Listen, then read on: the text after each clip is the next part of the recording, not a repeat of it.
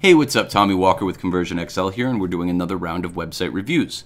Today we're going to be talking about designing a landing page when what you sell isn't unique. I know a lot of you out there are selling products or services that are very similar and you are very competitive spaces, and I thought that this would be a very important one for us to go over. If you want to be competitive in crowded markets, you have to ask yourself these questions because you got to figure that your customers, or your potential customers, understand that there's competition out there too. Is it visually clear what it is that you're selling? I see a lot of products, or a lot of companies that do products, but they don't show the product in action, which makes it so it's kind of more difficult to tell how it's different from everything else. Does your copy and does your design make it clear how you're different, right?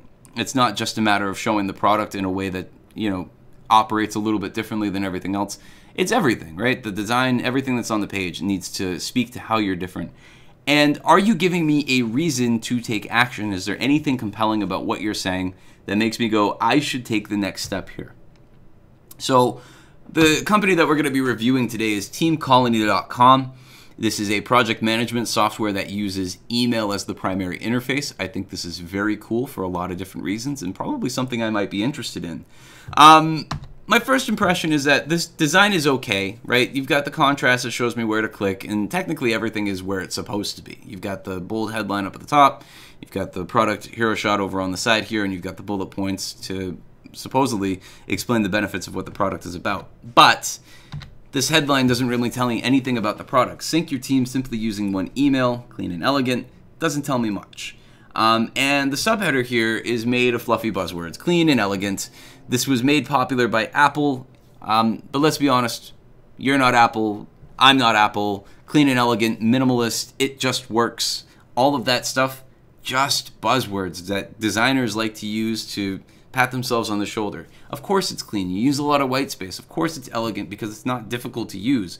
But elegant doesn't really apply to software. It's not going to a ball, it's not pretty, it doesn't it doesn't have manners. Clean and elegant doesn't really tell me much of anything. And it makes me wonder, this whole headline makes me wonder, can I just do this with a good project manager and an email account? Why do I need software to do this, right? Sync your team simply using one email, clean and elegant. A good project manager is going to do that for me. So anyways, I'm not going to just bash you. One of the things I wrote down when thinking about this and reading through the rest of the page is project management, you use your email to control. Something like that, you don't have to use that exactly, but something like that gives me, the reader, a reason to go, oh, maybe I should take a look at this a little bit more. Personally, I hate using project management software because it interrupts my flow throughout the rest of the day, right? I'm in my email most of the day. I hate going to a website I don't need to go to necessarily to communicate with a bunch of people. So that's something that I might look at if I were you, using that kind of an angle. And again, it's project management. You use your email to control to help your audience self-identify and say, maybe I should take a look at this. But without that, you're just kind of promoting email and project managers. Because the same question applies to your bullet points over here, right? Share and receive your team's accomplishments in just one email. Project manager can do that. Motivate your teammates, spreading the good job and news. Project manager can do that, and furthermore, software doesn't motivate people. People motivate people, so that's more of a hiring question. Your next one's know your team's effort without losing any information and review at any time.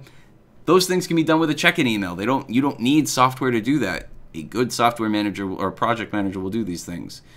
So something that I would recommend doing here is more of a step 1, step 2, and step 3, right? If you're going with the project management, or you use your email to control, step 1, send email to the software, or send email to a specialized address, or something along those lines. Step 2, software compiles team reports. Step 3, software sends emails to everybody on team, letting you know team's progress. That's it. Very simple, explains what the product does, and already has me going like, maybe I should take a look at this. Furthermore, I'm looking at this image and it doesn't tell me anything about your product. Yes, it is a shot of the product on the inside, but you have to remember, I, the visitor, am not familiar with your product, so I don't know what this is. Is it an analytics tool? I see the line graph. Is it a calendar, publishing, scheduling tool? I have no idea. This might be a better place for you to use some other methods. But without that, I'm just kind of asking, like, how does this help my team? How does that translate from email to software? How do you make the connection from here, your headline, to here, the hero shot, right? Right now, things are technically in the right place, but there's no connective tissue. There's nothing that says, like, oh, this thing that we're talking about up here, this is actually what it is over here. Something that you could do is experiment with an animated GIF to make this clearer, or an explainer video. I recommend animated GIF first because they're easier to produce. You can do it in Photoshop, and if you don't have Photoshop, GIMP, which is absolutely free. There are plenty of tutorials out there. And basically, you're just creating a walkthrough of your software in action, right? If you're tying that to the headline up top, you're making it super clear as to what this whole page is about and what your whole software is about, and gives me a reason to want to sign up. If you're not answering those questions, though, why would you expect me to get started? Right? There's nothing here that tells me why I should get started. And furthermore, if you haven't answered those questions, do you think I care about it being free, or that it's a 30-day trial, or that there's no credit card required, or it's great for my team? Nope. Nope. Nope. I don't care.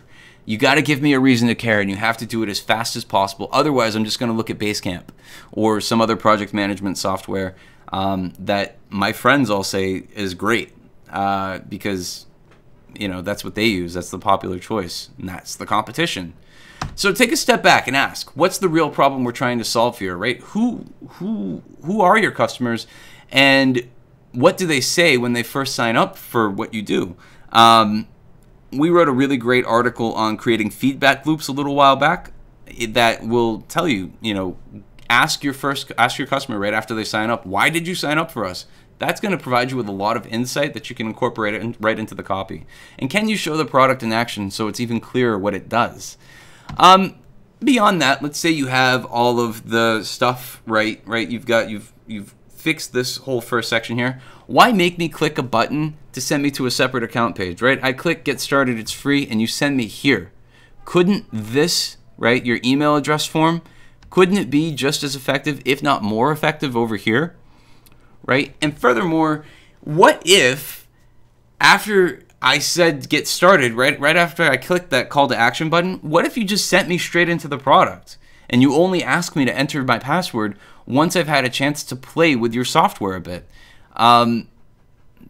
That would make it so you can capture your email addresses more easily, and it helps you to identify who your more qualified leads are. The people who enter passwords are super qualified. That's going to allow you to create more targeted email and onboarding series for them. For the people who do create passwords, and for the people who don't, you can build a database of email addresses that can be used for ad retargeting, win-back campaigns, or content marketing, right? Say they don't sign up, they don't want to sign up, they go past the 30-day trial, you could still send them your email newsletter. You have that for your blog, so why not? And that's really all I got for today. Recommended reading, I'd take a look at any of the links that are annotated here. You can click on one of those. It's going to bring you to these individual articles. And if you want to check out some more of our website reviews, go ahead and click on either of these links here on the left. It's going to bring you to the last video that we did of how to get more blog subscribers. And on the right, we have interviews with really smart people. We've talked to people like Gia Laudy of Unbounce about webinars. We've talked to Lars Lofgren about lead generation. Really great stuff over here. And that's all we've got. Thank you so much. If you want 13 ways to increase your conversions right now, go to conversionxl.com, enter your email address, and we'll send you a PDF right away. And don't forget to subscribe. Thank you so much for watching. Have a great rest of your day and wonderful week.